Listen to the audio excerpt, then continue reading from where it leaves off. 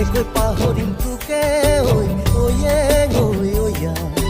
কিনো খাই পাহৰিম তোকে ঐ মিচিনি আনিব বৰে বি ঐয়া তাকে খাই পাহৰিম তোকে ঐ